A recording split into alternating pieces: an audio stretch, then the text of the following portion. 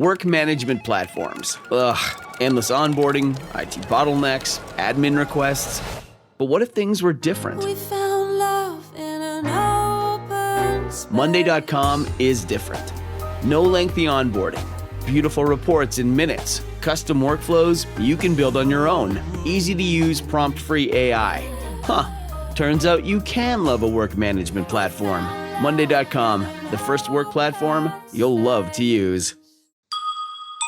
If your roof starts to leak or your floors really squeak, you live in a money pit. Money pit. If your basement needs a pump or your place looks like a dump, you live in a money pit. Money pit. Pick up the telephone. Fix up your home sweet home by calling 888 Money Pit. The Money Pit is presented by Dyche Coatings. Now here's Leslie Segretti. Coast to coast and floorboards to shingles, this is the Money Pit. I am Leslie Segretti, and thank you so much for joining us here on the Money Pit. You know, we love chatting about all things home improvement, what you are working on, what we think is important for you to know this time of year. So we've got a lot of great home improvement advice to share with you guys. Plus, we want to hear what you are working on. Coming up this hour, spring cleaning leaves your house feeling great. But just how clean is it really? Like, are those surfaces that you just tidied up, but, you know, did you actually get all the yuck from the outside world off of those surfaces? We're going to share where to find the germs that are hiding in plain sight. And believe me, they are hiding coming up. And if you've been sprucing up your landscaping, it's really no fun dealing with those high maintenance plants that require constant pruning or suffer from pest problems or just so super temperamental with watering. We have tips on how you can select reliable, trouble-free shrubs that will spruce up your outdoor living spaces and shorten your to-do list. You know, Team Money Pit is standing by to answer all of your home improvement how-to questions. So call us at 888-MONEY-PIT so we can lend you a hand. Jim, who's up first? Out in Washington, Leslie, we have Pauline, and she has a decking question for you, us, them. How can we help you out, Pauline? Thanks for going over all of your pronouns, Jim. Mm-hmm. All right, Pauline, tell us a little bit about the deck. 3 years ago, I treated it and put a stain on it, and it's gone back to the same worn look that it had when I first started working on it. And so I wanted to find out what to do to make it presentable all year round where it doesn't go back to a worn state. What kind of wood is it? It's not treated wood, so it's just wood, and it is covered. It's a covered deck, so it doesn't get a lot of rain.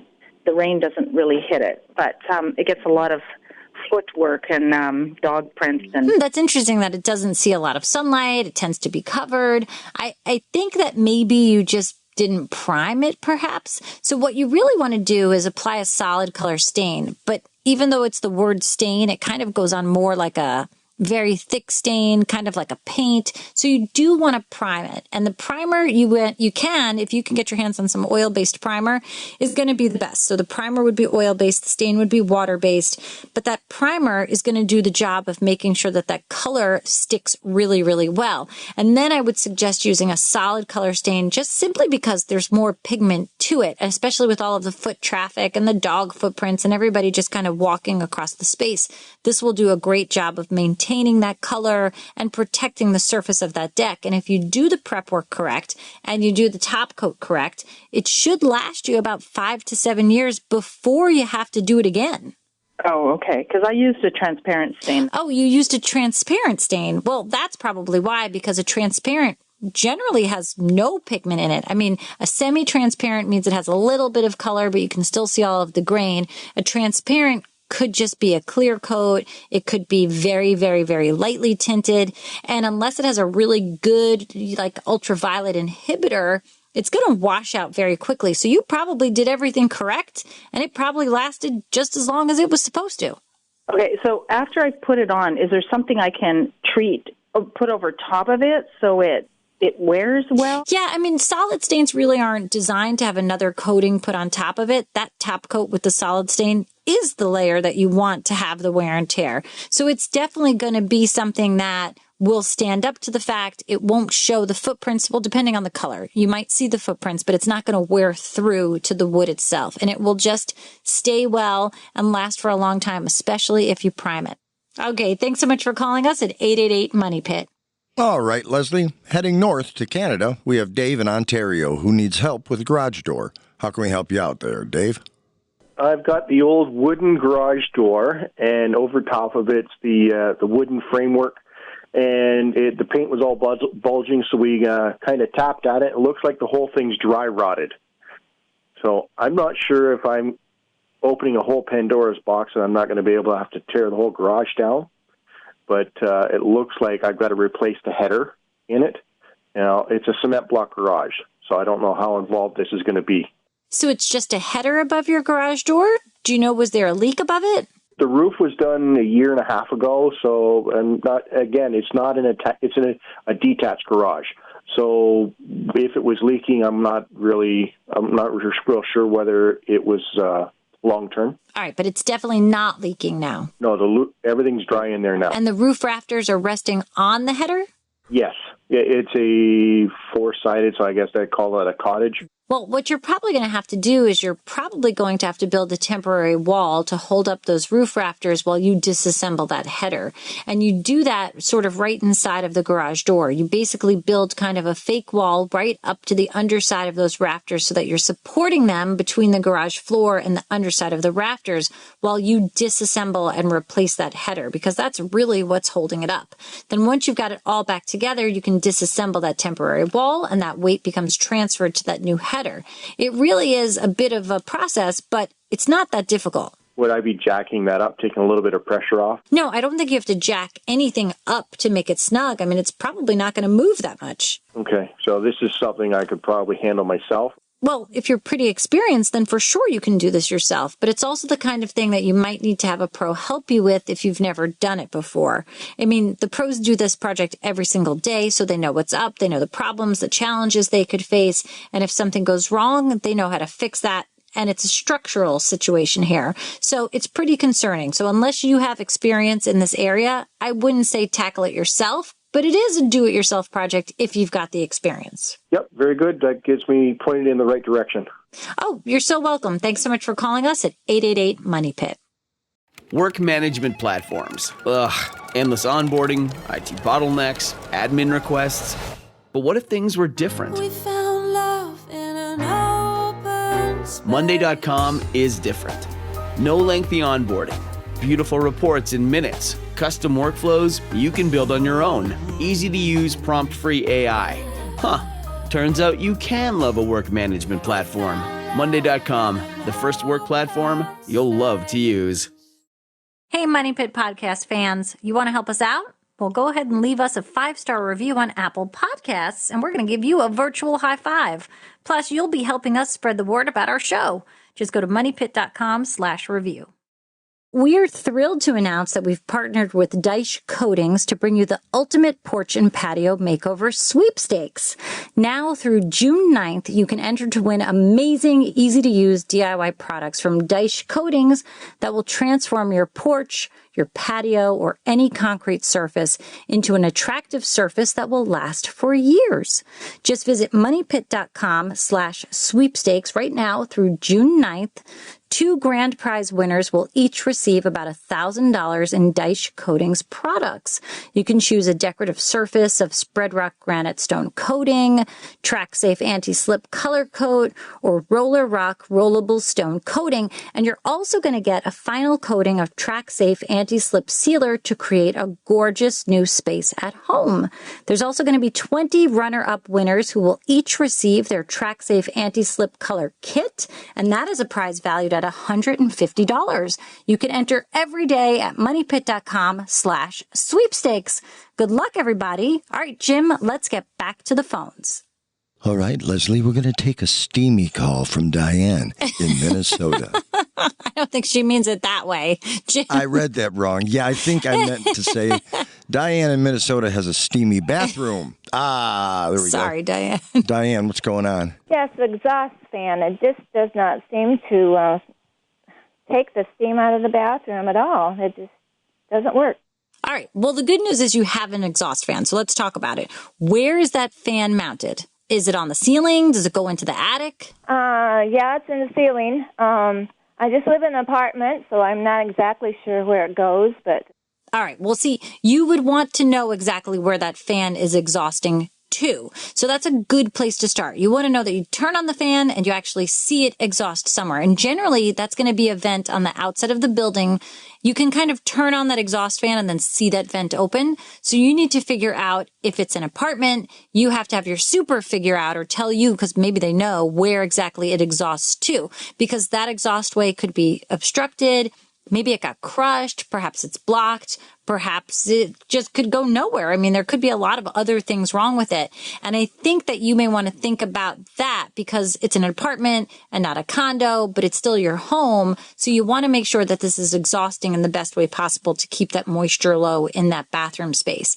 Now, there's a different type of exhaust fan. I think Brown and Newtone make it. It's called Ultra. And what's cool about it is that it has a moisture sensing switch that's built right into it. So it will run whenever the room has too much moisture, and you can kind of set it and forget it so that when you take a shower, it just stays on until all the moisture is removed from the room, and then it goes off again. But again, because this is an apartment, you might not have the ability to change out the device that removes the moisture from the area. So I would definitely talk with your super or the building owner and find out where this fan exhausts to and sort of do a little investigative work to make sure that that's actually functioning correctly. And then if it's not, we can see what other options are out there for you, okay? Okay, well, thank you so much. All right, thanks so much for calling us at 888-MONEY-PIT. Well, spring cleaning makes your house feel great, and it can give your mood a lift too. But could your house still be dirtier than you think? You know, there are actually a lot of places that most homeowners don't even think to clean, and if you overlook them for too long, they can become health hazards. So I'm looking at you, ceiling fan. You know, the top of those blades not only get dirty, it sends that dust, dirt, germs flying all around your space every time you turn it on. So be sure to clean the top of those fan blades with each seasonal cleaning. Now, another germ magnet are the stair banisters, the doorknobs. You want to keep your home healthy by giving them a quick wipe every week or two with a cleaning spray or even a hot soapy water mixture. Do you remember? I can remember with COVID, I literally wiped down those handrails and doorknobs 5-6 times a day. And you weren't alone. Everybody did. So I try to keep this in my routine. I mean, it's not 5-6 times a day. Maybe it's once or twice a week, but definitely handle those spots. I also add light switches and things like that to the mix because it's just something everybody's touching. And with kids at the home, I just can't always guarantee everybody's washing their hands when they come in from the outside or the bathroom or whatnot. So just wipe down those high touch spots. But Leslie, it takes 2 seconds to do that. Which, wash your hands or wipe the spots down? Yes, exactly. Either way, let's do both, Jim. All right? All right. So what are other spots? So don't forget about the top of your fridge. Kitchen grease, dirt, grime, all gathers up there, which can lead to germs and even fungus. And you also want to keep the top of your fridge clean because it's really important if you store food up there. I mean, that's kind of the go-to spot for like bread and chips in my house. That all gets shoved up there. Now, speaking of the grocery shopping, reusable grocery bags, great for the environment, great to have in the car, but they could potentially be bad for your health if you're not cleaning those bags. I mean, think about it. They're touching everything, the shopping cart, the fruit, the raw meat, everything you're picking up in there. So they do also need a good wash after each use. Unless that bag says otherwise, all you really need to do is wash them with hot water. Some of them you can shove right in the washing machine. Some of them I just give a rinse in the sink. But that's a lot of stuff to handle, you know? Right. So now that we've thoroughly given you the shivers or the whatever you want to call that about all the gross stuff that's in your house, let's change the subject and get on to some other home improvement stuffs. Jim, who's up next? I'm thinking about not cleaning the ceiling fan and just putting a broom handle up there, knocks everything to the ground, and eventually the furnace filter will catch it. Okay, next caller. That is the lazy way of cleaning. You making another device do the job for you. All right, good one, Jimmy. Gross. Pete is in Pennsylvania. He's on the line with a siding question. Tell us what's going on, Pete, and what we can do to help out. Well, it appears that the wind blew a piece of siding off the house. I was able to snap it into place and nail that piece of siding in a different place, but I find that the rest of the siding in that area, maybe 25, 30-foot square, it all flops, and it's not really locked together. How do I get that back together? All right. Was it originally together and now it's all disconnected? Yeah, we moved in October, and I mean, everything looked fine. I mean, here's the thing with vinyl siding. Generally, it's put on very loose. It's not nailed solid. And the reason for that is because it's vinyl, it kind of expands in the summertime and contracts, with the weather and the sunlight. And if it's not loose, then you're going to see buckling, and that's going to look terrible. So when you say it's kind of floppy, I mean, if the pieces are disconnected from one another, that's one thing. But if it's just loose where you can kind of grab the piece and slide it back and forth on the wall, that's normal. Now, there's also a tool called a zip tool that's made specifically for vinyl siding. And it kind of helps you reconnect pieces that may have become disconnected. And that generally is what happens here. So remember, the siding's supposed to be loose. Otherwise, it looks very wavy in the summer when it gets too hot on that side of the house. And the zip tool, if you need to reconnect, you can pick that up at any home center. All right, thanks. All right, Pete, thanks so much for calling. Now we're heading back my way, Leslie, to Ohio. And we've got Norma, who's dealing with some roof leaks. Ugh. What's going on, Norma? I know I'm going to age myself here, Jim, but when you said ugh, it made me think of Kathy from the cartoons where she would go, ack. I'm old. It's all right. I get it. Yeah, real old. All right, Norma, tell us what's going on. In the back of the house near my glass sliding doors, I could see the ceiling. There was water coming in around the doors and leaking down into the track of the door. And that happened right after we had a really deep freeze here, and I believe the ice froze up, melted some, and then froze back up again. And I looked it up, and I think it's called ice jam. I think you're talking about an ice dam. I know you said ice jam, but I think it's an ice dam. So I called a roofing company, and actually they came out, and they told me I need a whole new roof, which is going to cost me about $20,000. Yeah, of course a roofing company is going to tell you, oh, no, we can't fix it. It's going to be around $20,000 because that's what they're doing. They want to replace that roof. Do you have homeowner's insurance? Yeah. Well, that's great because ice damming is generally covered by your homeowner's insurance. So I would start by calling the insurance company, maybe even a public adjuster, and tell them that you've had ice damage and that you need to have it fixed, because to fix the ice dam, you have to remove the roof. Guess what? You're going to get a new roof potentially paid for in full by the insurance company. Oh, even if it's just in one spot? Yeah, even if it is just in one spot. Because what's happening is when you get ice damming, you have this sort of bottom 3 feet or so of your roof where it's close to the upper level, the ceiling of the second floor or whatever that top level of your home is where that roof is meeting it. So it's met with warmer temperatures. So when you get snow on the roof, and you don't have any sort of underlayment there under the shingles. And what happens is it's very cold on the remainder of the roof area because it's not so close to that heated floor. So it builds up there. But what happens is the lower area sort of starts to melt underneath. And because the ice is sort of maybe sat, along that bottom edge and stayed frozen, but it's melting a little bit underneath, the water's going to kind of run underneath it and then find a way in. So what this sort of underlayment is, there's one called ice and water shield. It goes on the lower 3 feet or so of your roof. And what it is, it's sort of a rubberized underlayment. So when the shingles go in, they sort of nail into this underlayment and it kind of forms a seal. And so that water, as it melts, is not going to find its way into the house. So it really does a great job of protecting the sheathing, protecting the interior of your home, and just protecting the roof and you in general. So I would start with this. Don't go to a roofing company because they're going to tell you a tale and they're going to try to get you to just replace it on your dime. I would start first with the insurance company, tell them you have an ice dam, and see where this goes. And if the insurance company is kind of a dead end, you can go with a public adjuster who basically works with your insurance company on your behalf and then see where it goes, because I think you'd be surprised. You probably get a lot of help here in replacing that roof and having the underlayment installed. Oh, okay. Okay, thanks so much for calling us at 888-MONEY-PIT. How do you get rid of pests? Why, pesty, of course. Ants. They're all over my basement. That's why I was so excited to start working with Pesty. Pesty is the do-it-yourself pest control treatment plan. Pests are gone, but not your cash, because you saved a bundle. With Pesty, you can get started at just $35 per treatment. That includes a customized plan based on your location, bugs, and climate. Everything is included in one simple kit, a sprayer, mixing bag, pesticide, gloves, and instructions. And it's so easy. You can treat your entire house in just 10 minutes. Pesty gets rid of over 100 types of bugs, from spiders and ants to roaches and scorpions. It's kid and pet friendly, and they offer a 100% bug-free guarantee. If the bugs don't go away, they'll give you a full refund. Pesty is offering Money Pit listeners a special offer.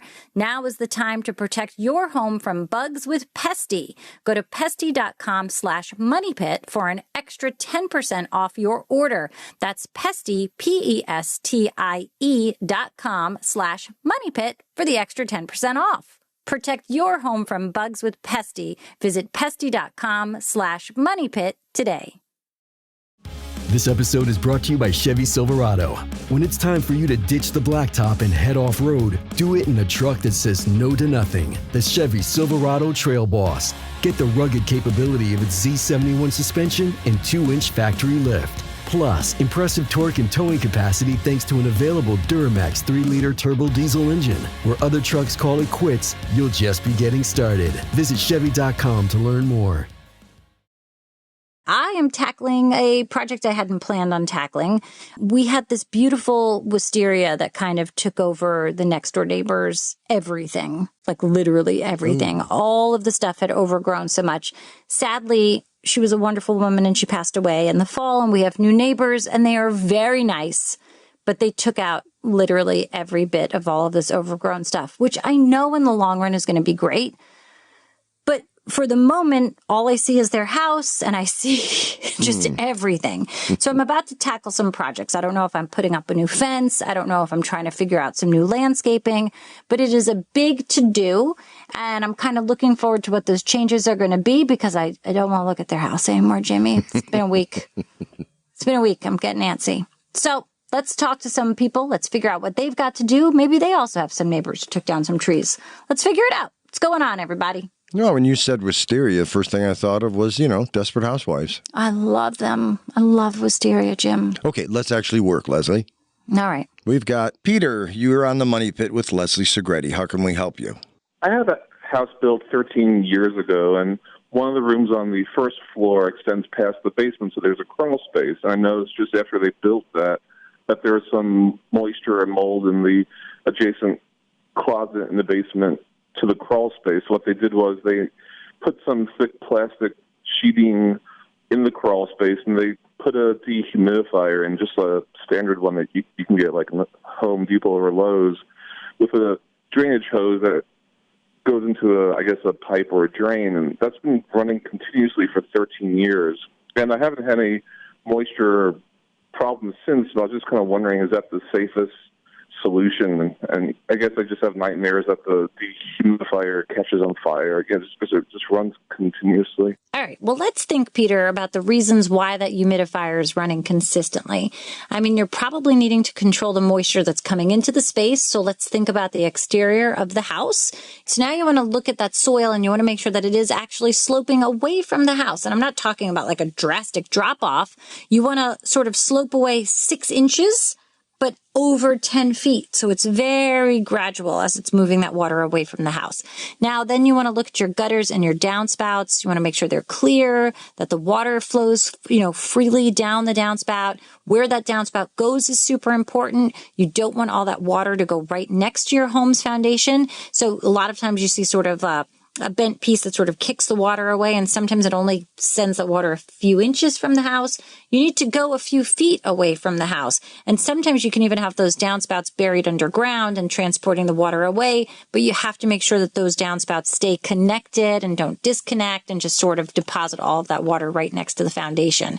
And so all of that water, if it's not moved away from the foundation, can just really bring a ton of moisture into your home and could cause damage, could cause flooding. It depends on what happens with that water.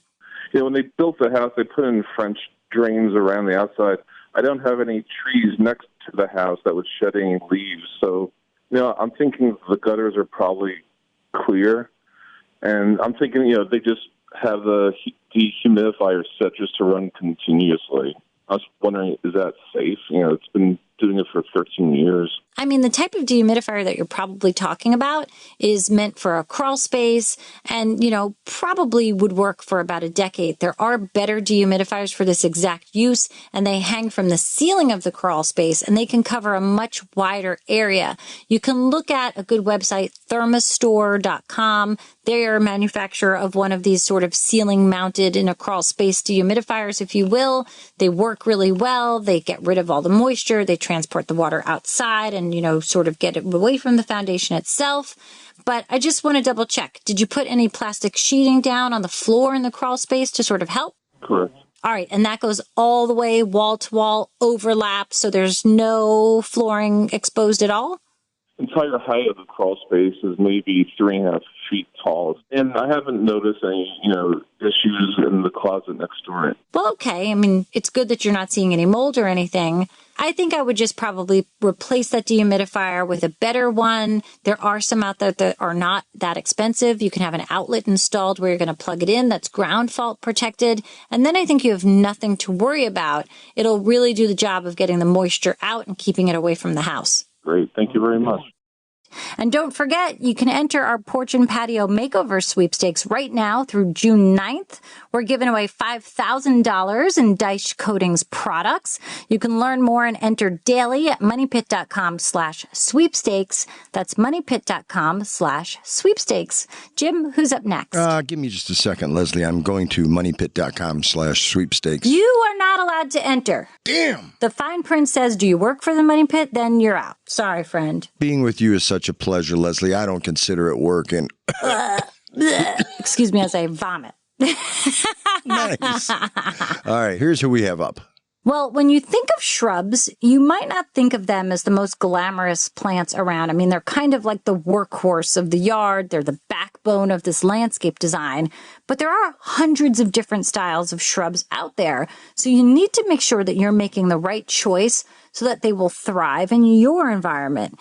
Now, if you don't, you can end up dealing with a high maintenance plant that really shouldn't be. If you pick something that's not meant for the space where you live or where you're planting it, you are going to find that maybe it requires constant pruning or has odd pest problems or needs like weird specific watering patterns. But if you go with something that is specifically for your zone, you will find that it will thrive and be trouble-free. For the most part. So you need to make sure that you are getting the right shrub for your climate. And to figure out if that plant's going to do well, you kind of need to consider its tolerance. And you can use the USDA Plant Hardiness Zone Map. It's very easy to find online. And it will tell you whether that shrub is capable of growing in your location. And a hardiness zone is a good guideline to kind of start with. But you need to also consider the sun, wind, snow, for example. If you live in an area where you're getting constant snow that covers the shrubs, this can actually act as an insulator during the winter and allow you to plant types of shrubs that otherwise can't be exposed to those freezing winds. Soil type, that's another thing you've got to think about. Some shrubs can thrive in sandy soils, others in clay, others not so much.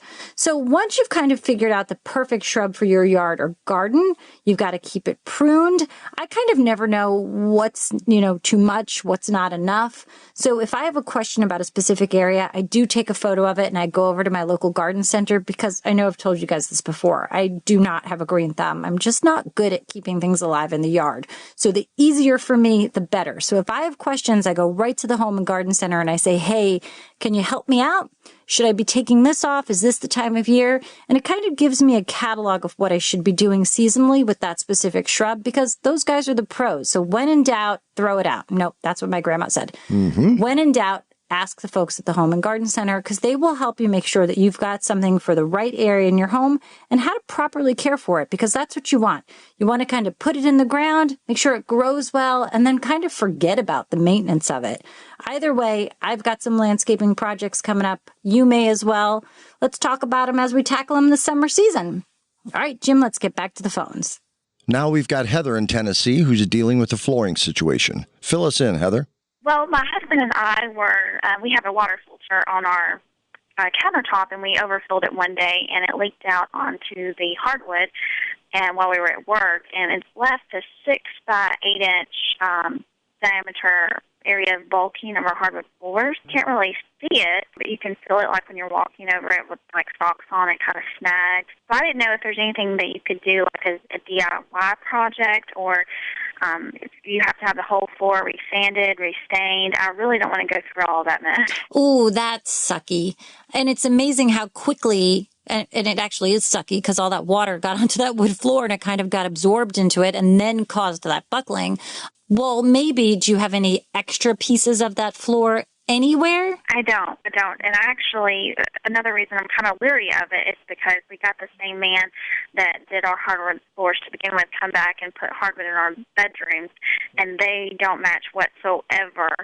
Is there like a closet or a pantry that you could take that floor out and repurpose in this area? Yes. All right. Well, then that's a good solution for you, because a good carpenter can actually cut out that floor in this less visible area and only cut out enough of it to do this repair in the kitchen. And then they sort of cut out the bad board and put in the good board, and they do it in a way where it really blends in very naturally. And this way you're getting the exact stain, the exact flooring, albeit it might not have seen as much wear and tear as that area. So you could notice a little bit of different. But I really think no one is going to be the wiser, and you're getting the exact match to replace those damaged boards. And now what you would put in that closet, you could do entirely different flooring. You could put some boards in and restain that whole area because it's smaller. So there's definitely a way to do this that's not going to be hugely terrible, but this one definitely involves a pro carpenter to help you out. Well, that sounds a whole lot better than resanding everything. Oh, yeah, it's way better than resanding the whole floor. All right, good luck with that project. Summer's here, and Nordstrom has everything you need for your best dress season ever. From beach days and weddings to weekend getaways and your everyday wardrobe. Discover stylish options under $100 from tons of your favorite brands like Mango, Skims, Princess Polly, and Madewell. It's easy, too, with free shipping and free returns, in-store order pickup, and more. Shop today in stores, online at Nordstrom.com, or download the Nordstrom app. Eczema isn't always obvious, but it's real. And so is the relief from Ebglyss. After an initial dosing phase of 16 weeks, about 4 in 10 people taking Ebglyss achieved itch relief and clear or almost clear skin. And most of those people maintain skin that's still more clear at 1 year with monthly dosing. Ebglyss, lebrikizumab LBKZ, a 250 milligram per 2 milliliter injection, is a prescription medicine used to treat adults and children 12 years of age and older who weigh at least 88 pounds or 40 kilograms with moderate to severe eczema, also called atopic dermatitis, that is not well controlled with prescription therapies used on the skin or topicals, or who cannot use topical therapies. Ebglyss can be used with or without topical corticosteroids. Don't use if you're allergic to Ebglyss. Allergic reactions can occur that can be severe. Eye problems can occur. Tell your doctor if you have new or worsening eye problems. You should not receive a live vaccine when treated with Ebglyss. Before starting Ebglyss, tell your doctor if you have a parasitic infection. Searching for real relief? Ask your doctor about Ebglyss and visit ebglyss.lilly.com or call 1-800-LILY-RX or 1-800-545-5979. All right, Leslie, we have a decking question coming out of North Carolina with Tony. Tony, what can we do for you? Great show. Thanks. Appreciate your great advice. All right, thanks so much. I just had a deck built, and my builder used a Menin wax wood finish stain, and his instruction is that I would need to restain it every year because it was oil-based. And I just wanted to know, I don't have a whole lot of time like that, but is there something on top of this product I could use where it won't fade and wash away with the weather? I mean, it seems unusual that you would have to stain a deck every single year, especially a brand new one. But typically, Tony, our general advice here with a new deck is to not stain that deck for the first year. Do you know what kind of wood it is? Is it pressure-treated lumber? No, it's not. He used a different type of lumber, and I couldn't tell you right off. Does cedar or redwood sound familiar? Did they say composite? No, not composite. It may have been redwood. All right, so you want to keep the finish clear so that you can see that red tone and see the graining. Right.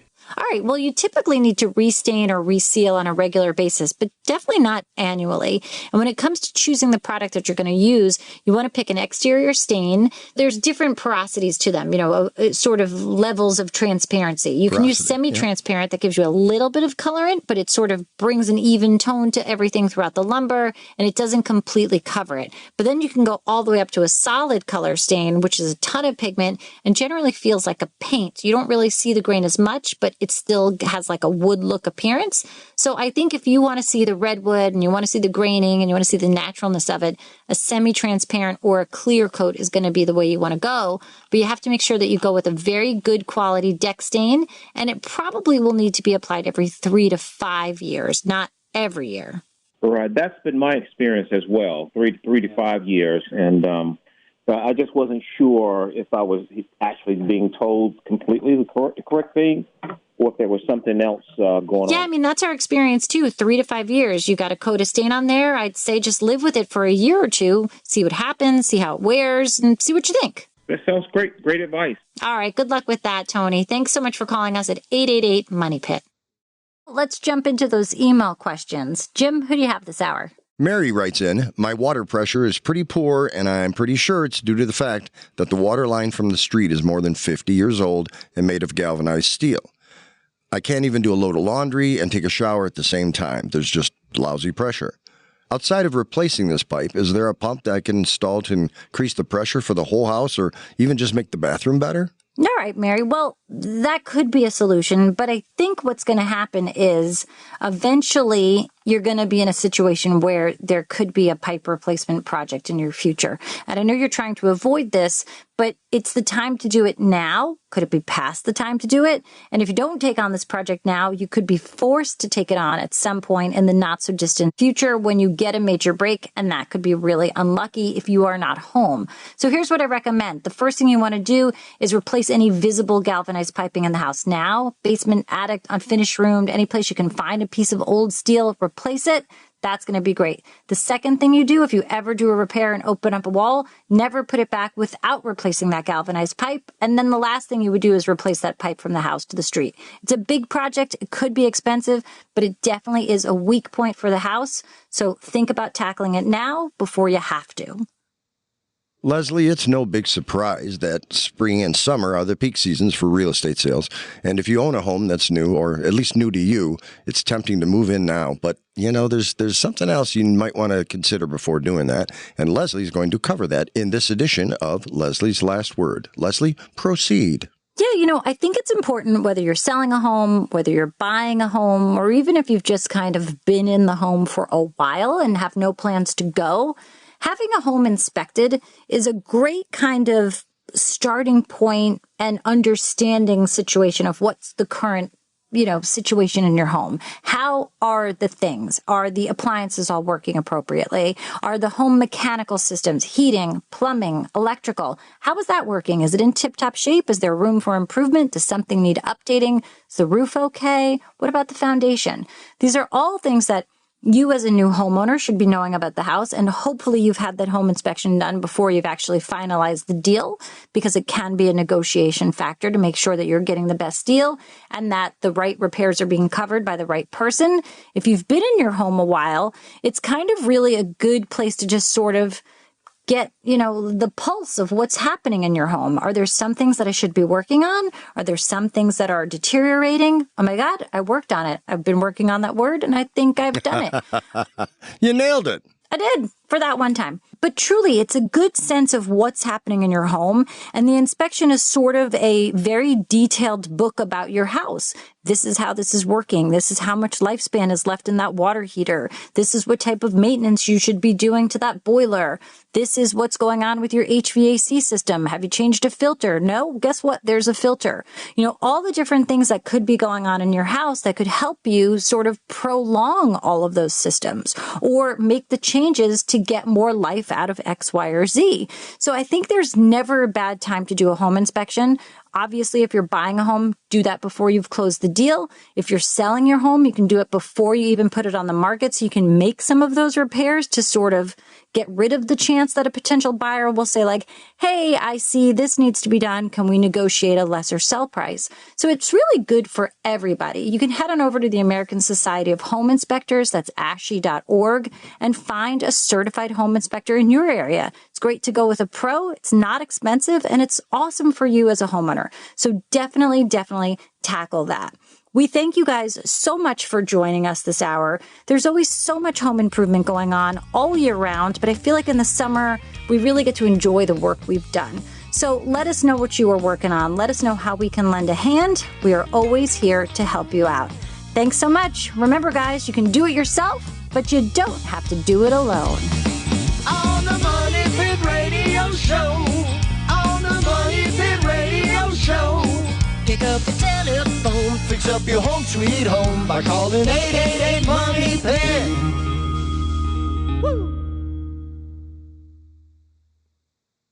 Shop the Sherwin-Williams Memorial Day sale and get 30% off paints and stains May 16th through the 26th. With prices starting at $34.29, it's the perfect time to transform your space with color. Whether you're looking to revamp your bedroom, living room, or home office, we have you covered with bold hues, soothing neutrals, and everything in between. Shop the sale online or visit your neighborhood Sherwin-Williams store. Click the banner to learn more. Retail sales only. Some exclusions apply. See store for details.